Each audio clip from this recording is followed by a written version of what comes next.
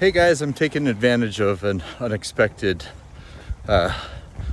dose of vitamin D out here. It's a little sunny day, which is nice. Had a water go out at the office today, and it's not often I get to wander around a neighborhood on a Thursday morning. But I was just thinking, it's fascinating when you step back and just try to observe things a little bit from a distance. It's really easy to get in to the situations that we're in, especially if there is somebody that is like an energy vacuum where they turn the vacuum on and they just suck everybody in, whether you want to or not. And it usually sounds loud and it's kind of dusty and you'd rather not get sucked in. So it helps to understand whenever we are in a social situation like that that may not seem, ideal. But if I just find when I have, the awareness of understanding that everybody's in a different place, going through different things, and they've all received different training, and we're all thrown together into this huge, blender called life. Sometimes there are going to be some combinations that do not work out. There are flavors that are delicious, but they just don't mix. So that neither flavor is inherently good or bad. It's just sometimes in combination it doesn't work. And I have found a lot of times throughout my life, just with anxiety, being afraid, of change, honestly. A lot of times change is unknown and you don't know what the outcome is going to be. And I don't know about you, but I have found a lot of times in my life as I am living within an anxiety cycle, I tend to side with the devil you know is better than the devil you don't know. It's like, this might not be ideal, but at least it's not worse.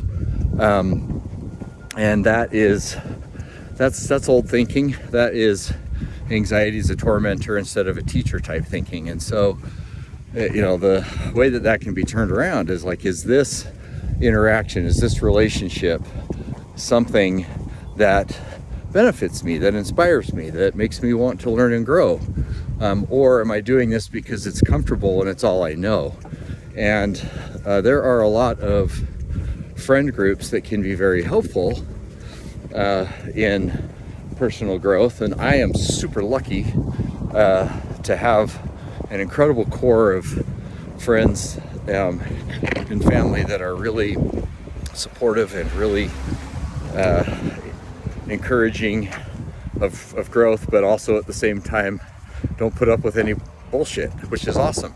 I am very grateful to have surrounded myself with people that are appropriately supportive, but that sometimes means calling me on my bullshit. And it's interesting to see how the evolution to this friend group occurred, because I knew I needed to make some changes. There's nothing wrong with like the people I grew up with. It's just I'm a very different person now than I was then, and need some new voices that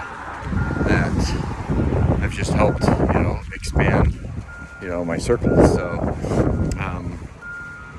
there are times though when, especially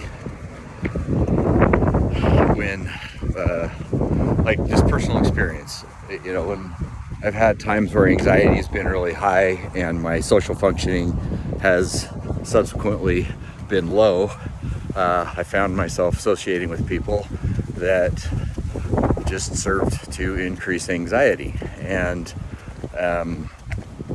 chaos. And that is not my goal in life. I would like peace and calm and stability, but it takes a lot of work to get there. It's kind of, I don't understand why people do the spinning plate on stick thing. I don't know how this ever became an idea.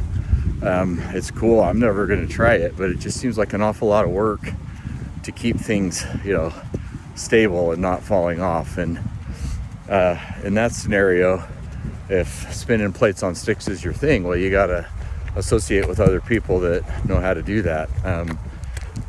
But a lot of times we don't know how to find the right people. We do tend to attract the energy we're giving off. And in my case, I sure found when I was giving off chaotic energy, that's what I was attracting. And,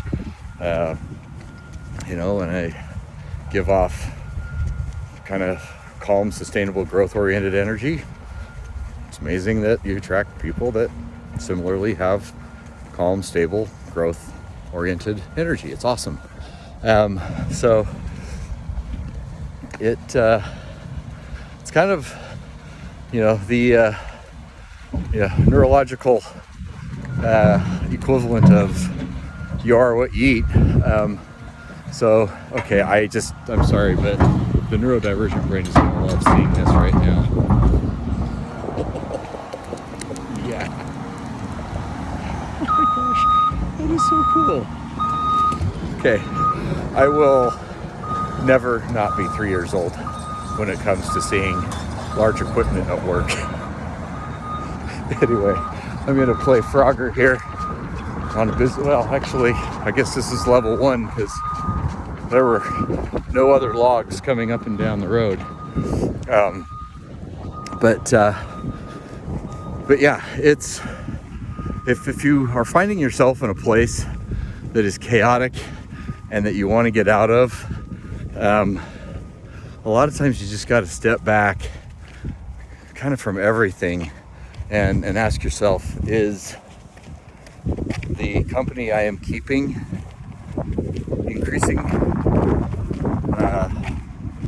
like inefficient anxiety, or is it increasing my peace and calm?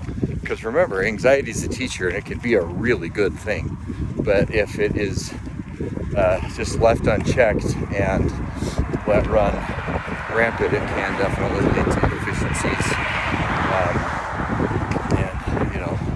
kind of a shit show struggle. But if it is reined in and you're able to associate with the kind of calm, peaceful, sustainable type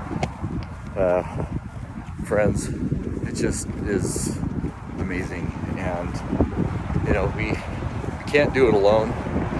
I feel like we have to, because when you're divergent, a lot of times you feel misunderstood, and quite frankly, it's because we are. People that are different from us just don't see why we have thought patterns that we do, and so it's not that they don't want to understand us, it's just that a lot of times they can't. And so aligning yourself with people that are similarly divergent, are doing the work and understand their true self and their power, that really feels like a key to sustainable growth-oriented relationships. So that's my 2 bits for today. You guys are awesome. You can do this. I can do this, and I am doing it. It feels amazing, and I know you can do it too. All right, see you tomorrow.